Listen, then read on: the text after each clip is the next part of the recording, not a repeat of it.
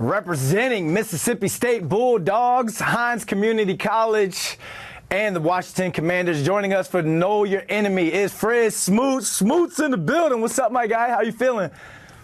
I'm good, brother, man. We both 0-1 right now, but you know this. Somebody's going to leave that game with a victory. I don't know. With the way both teams played last time, it might end in a tie. You know, tie, we all go home with a half smile, half frown. Smoot, we got Giants, longtime Giants beat writer for the Post, Paul Schwartz, with us, joining us, man. Covered you. Paul, say what's up to Fred. Fred, say what's up to Paul, man. Fred, how you doing? Good, Fred. You know, for people like you who provided us with a lot of content and a lot of quotes and a lot of smack talk, and, you know, when you went to your locker after a Giants-Redskins game back then, it wasn't going to be, I don't know, no comment, you know, he's a good player, all this stuff. I gotta ask you right now, okay, because Chad Ochocinco called you the best trash talker he ever played against, okay? So now, you're going up against Malik Nabers, let's say, right? You know, highly touted rookie in his second NFL game. What's your plan of attack up here against him? You know, how do you attack a guy? Do you go right at him right away? Do you let him set up the game? What do you do? Well, first of all, I kill him softly with the truth, because the truth hurts more than anything. So I go to Malik Nabers before the game. I pat him on his side, and I say, you know what? I hope you got some pockets in them pants, because you can put your hands in them for the rest of the game, because it ain't about you. It's about Daniel Jones. My beef is not with you, all right? It's with Daniel Jones. So long as that's who throwing you the ball, I got a chance to dance on you, man. We're gonna make this dance 2 times a year. See, that's the great thing about it. Like, me and Santana Moss was talking about this the other day. The cornerback, I need my defensive line to give me help. But a wide receiver, if your quarterback is not good, you don't have a chance to be great in this league. I'm just sorry. You don't have a chance to showcase your talent. So you're very dependent on one man in one position to showcase your talent. Whereas a corner, I'm kind of by myself, and I'm kind of self-dependent, so I can dictate what goes on back there. So when we talk about the Commanders secondary, they kind of gave it up last week against the Bucks. Is there a corner on that team that can have the confidence like a Fred Smoot and go up to a Malik Nabers or a Jalen Hyatt and let them know, hey, I'm going to be up on you all day? Well, don't forget, we did play against an offense that's been together for a couple of years. We did play against a future Hall of Famer in Mike Evans. We did play against one of the best slot receivers in Chris Godwin in the league. All right, so Cade Otton at tight end. You're talking about a very formidable offense when you talk about the Tampa Bay Bucks. But, yeah, I think we got some corners, and I'm going to give them this. I'm going to give them grace period. That was the first game they ever lined up in the Joe Witt defense, all right? They only have 65 to 75 snaps in the Joe Witt defense, all right? Now, if you come back in week 5 and ask me this question, then I have a more clear answer. But for now, we're literally putting this thing together. We understand our calendar. We understand where we are at. This is a new era of Washington football. We have a new owner, new GM, new head coach, new quarterback. We're at ground zero right now. We understand that. You know, it's interesting because you just mentioned, you know, you would go up against a rookie receiver and say, basically, you can't throw it to yourself. Do you think Daniel Jones can get it to him? I mean, you know, you weren't disrespecting Malik Nabers there. It sounded like you don't have a lot of high regard for Daniel Jones. Well, the thing about Daniel Jones is confidence, all right? And that's the same thing going on with Emmanuel Forbes. It's similar to baseball. When Aaron Judge get in the batter's box and he got the yips in the whole month of April, and then he comes out in May and hits like 23 bombs. Like, so that's what it is. Like, sometimes you need to see the ball go over the gate. You need to see the ball go through the hoop. And I think that's what Emmanuel Forbes needs, and I think that's what Daniel Jones needs. And I'll be honest with y'all.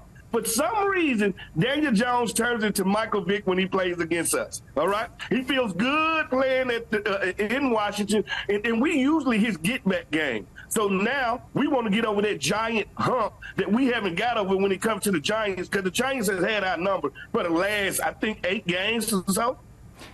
I love the pun you put up in there, and I'm going to raise you one. So do you think on the flip side, Jayden Daniels can command this Washington offense and have the confidence that you're talking about to attack this Giants defense who kind of wasn't up to par against Sam Darnold last week in week 1? Yeah, I think he can. I think the thing about Jayden is when everything breaks down, he's going to depend on his legs. And that's something we haven't had here for a long time, a quarterback that can get out there and get those 3rd and 5, they're throwing and set 3rd and 7s when the play has broken down. And see, the thing I want Jayden to take it to a next level at, I want him to escape the pocket. I don't want to take that away from you. But now I want you to escape to throw the ball, all right, not to initially run. I think when he add that 3rd layer to his game, he will become unstoppable in this league because there's no throw he can't make and there's no guy he cannot outrun. But I want him to lead the pocket in a throwing manner, not a running manner, and now he becomes a triple threat. All right, he can throw the ball, he can run the ball, but now if you run to pass, now you become in that Patrick Mahomes type aura of now I can beat you any way I want to. Yeah, he didn't have a completion to one of the receivers over 15 yards, but that was week 1, rookie quarterback. What else have you seen from Jayden Daniels? Like, is he the guy down there? Does all of the Chocolate City, are they rallying behind Jayden Daniels? We rallying behind him, man. The one thing I think really blown us away about Jayden is, as talented as he is, it's the person. It's the feet on the ground. It's him acknowledging who he is and knowing how to take the temperature in the room. It's him wanting to earn the fans' respect. It's him wanting to earn his team's make respect. It's how he demands the huddle. I think the person, the leader, is sticking out. The guy's in there 4:30 in the morning. He's the last guy to leave. He understands the process. As long as the guy understands the process, sky's the limit. You know, like I said, the talent here, you don't make it to the NFL and become the second pick if you don't have talent. The talent is there. What really blown us away in this area is Jayden Daniels, the person. I think the person is everything. You know, you what did you run when you came out of college? What did you run in the 40? 4.37. Jayden's 4.3, isn't he? I mean, I think he's a legit 4.3. I think he is, but he has this bone stride and he has this glide to him. Randall Cunningham, he reminds me of once he leaves the pocket and he gets to going. And it's very Randy Moss-like, where he runs so effortless, you don't know that he's really chewing up as much land as he's chewing up. So he's one of those guys. I think he can be as fast as he needs to be. 16 rushes for 88 yards against the Bucks. A lot of those runs weren't by design. Like you said, Smoot, like he's scrambling, and he's going to be even more dangerous when he adds the throwing element to the scramble, being mobile enough, not being a mobile quarterback, just mobile enough to buy some times. We're going up against, or the Giants secondary is going up against Terry McLaurin. How does Terry kind of manage his expectations in terms of his workload and his targets as Jayden Daniels gets more confident as a pure passer in this league? Well, that's the great thing about Terry. Terry has seen the dumps of quarterback. He's dealt with so much in the quarterback room that he just happened to have a mainstay. He happened to have somebody that he can actually get on the same page with. And Terry understands it's not going to happen in week 1. The one thing that I did love that Jayden Daniels did last week, he went on the road against a Vita Vea defense, Antoine Whitfield defense. That's a very underrated defense, and he turned the ball over 0 times. To do that as a rookie says a lot. That says he did not try to force Terry the ball. He did not throw into windows that he couldn't get the ball in. So that says everything. If you can keep that ball clean, you give us a chance to win every game. And I think Terry understands that. That's what I love about Terry. It's not an ounce of diva in Terry McLaurin. Terry McLaurin just wants to win, and I think that's everything. The Giants have, were looking for another cornerback. They tried to take one in the draft. They didn't. They ended up taking a safety. They have Deonte Banks. A week before the season start, they re-signed Adoree Jackson, right, who had not been in any training camp. Yeah. He said he was working out with a speed high school coach on a high school field. And then he plays a bunch of snaps in the opener. I mean, was that a recipe for disaster? Could you imagine, have you ever not played in the whole summer and then, bang, go out there and cover these guys? First of all, it's different between being in gym shape and football shape. Football shape is a whole different shape, and we can't run from training camp. We can't run from reps at practice if we're trying to get back in that shape. Even the first game of the year with somebody that had a full camp, still out there breathing hard on the 50th or 60th play because you're still not in game shape. So I'm shocked that they even put him out there because we signed Noah Brown 3 days before, the situation. We refused to play him because we understood that he's probably, don't know the playbook, two, not in that game shape that we want him in right now. So it's unbelievable that they did that, but I understand if you think he can add to it. And plus, Adoree was there last year. So I think they're taking that into accountability that this is not a guy off the street. This is a guy that was on our team last year, played a lot of reps for us. How about we just throw him back into the fold? But I'm shocked he didn't get out there and pull a muscle chasing Justin Jefferson and the rest of those guys. So, hey, hats off to him. I don't know if I could have did it. Shoot, Fred, I pulled one just watching. What do you, on the flip side of it, Giants corner Daniel Banks is a Maryland guy. What do you think of him? Do you think that the Giants secondary is kind of a question mark going into this game? I love Banks, man. I love the fact that he's frisky. He's frisky. He likes to mix it up. He's not a scared. And you know what? One thing I say about when I know a corner can play in this league, when he's not afraid to take on any challenge. All right? Win, lose, or draw. See, this is what you got to understand about cornerbacks. We're not wired like everybody else. Don't even trust the cornerback, because the one thing about cornerbacks, we lie, we cheat, we steal. All right? So don't take us to church with you. And that's what I love about this kid is he embraces all of that. He embraces the fact that I play a position of failure, but I'm going to get you more than you get me. And that's the mentality you need to have. Y'all got a good one up there. Y'all should thank Maryland for that. You mentioned earlier about the new quarterback, the new owner.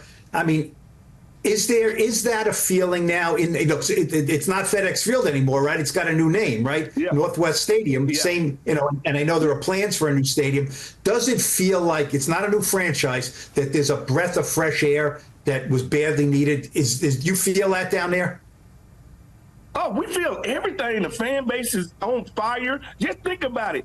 That first game in Tampa, I think the crowd was 50-50. We finally invaded somebody else's stadium and took over. Like, this fan base has been down so long, and it's been this reason they ain't like us. We wasn't winning. The owner wasn't doing this. The new ownership has came in and changed everything from the practice facility to the stadium to every experience for the fans. So, yes, it's very new. Not only is it very new, the black cloud is gone from over the franchise. When I say a fresh start, this is about fresh as you get. This is going to the garden, picking it out yourself, going in there, washing it up in the sink, and making you some dinner. This is, I've never seen this fan base this excited. The only thing I can compare it to is Coach Gibbs coming back for Gibbs 2.0.